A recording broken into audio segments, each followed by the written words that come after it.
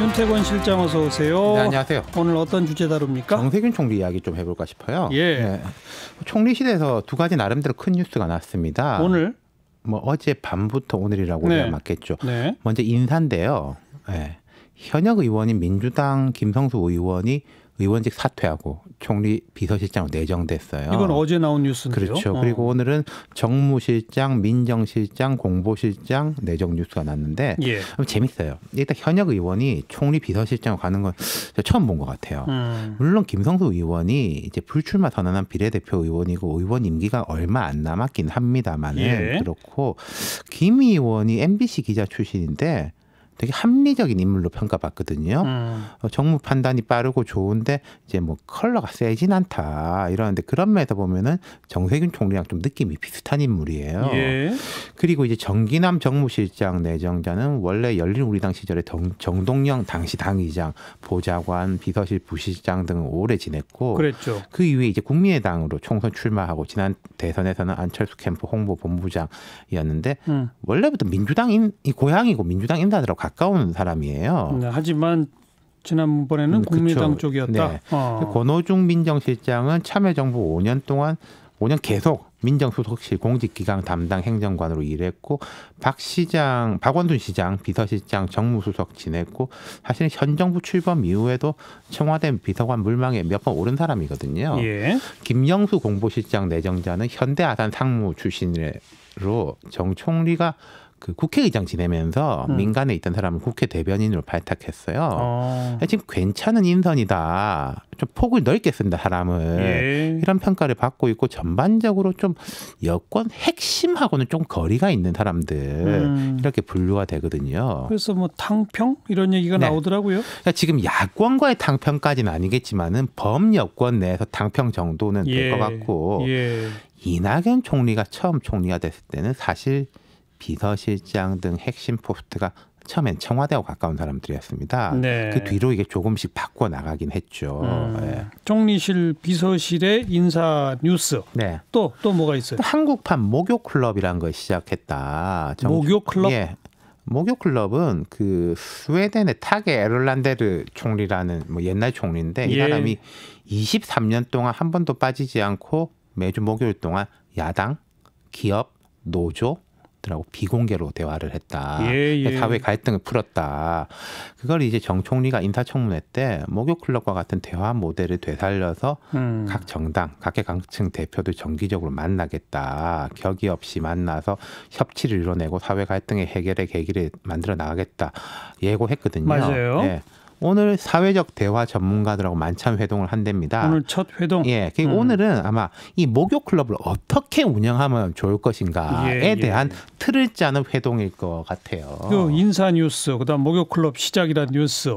자, 어떤 의미가 있어요?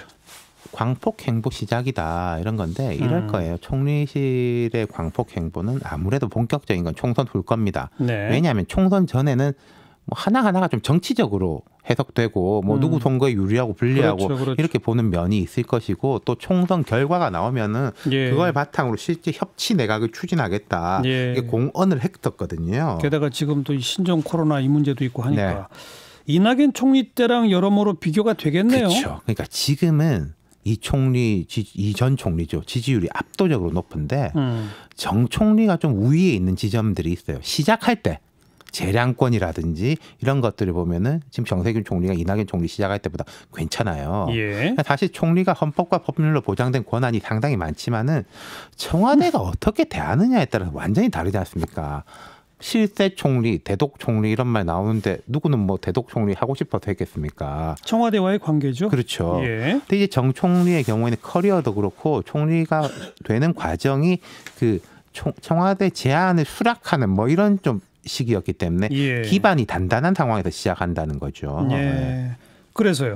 정세균 총리도 차기 구도랑 연결이 된다 이건가요? 저는 그렇게 봅니다. 벌써부터? 어떤 점이냐면요. 여권의 경우에 현 정부 초에 보면은 안희정, 김경수, 이재명, 박원순 이렇게 뭔가 다음으로 넘어가는 그룹들이 주목을 받았지 않습니까?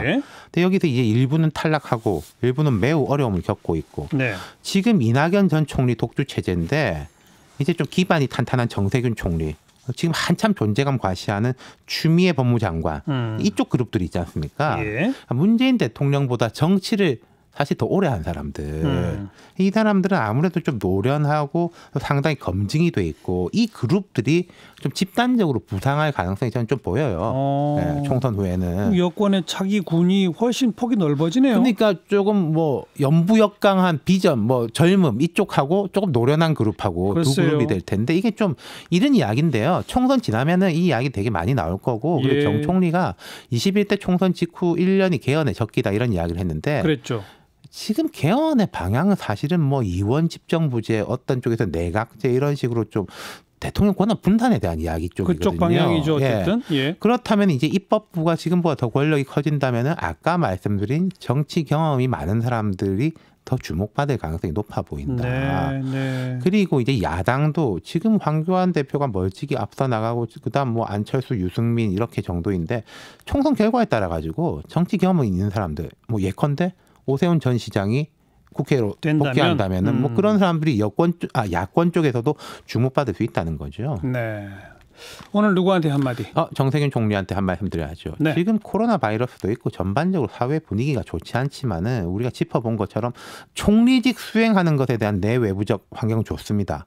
기대치가 높을 수도 있는데 정치인 정세균의 특징은 무리하지 않는다는 거였거든요. 그게 정세균의 장점이기도 하고 한계이기도 했어요. 예. 저는 정 총리가 무리해서 기존의 스타일을 안 바꿨으면 좋겠다. 장점을 극대화하는 쪽으로 갔으면 좋겠다. 이런 조언을 하고 싶어요. 네. 예. 여기까지 수고하셨어요. 감사합니다. 윤태권 실장이었어요.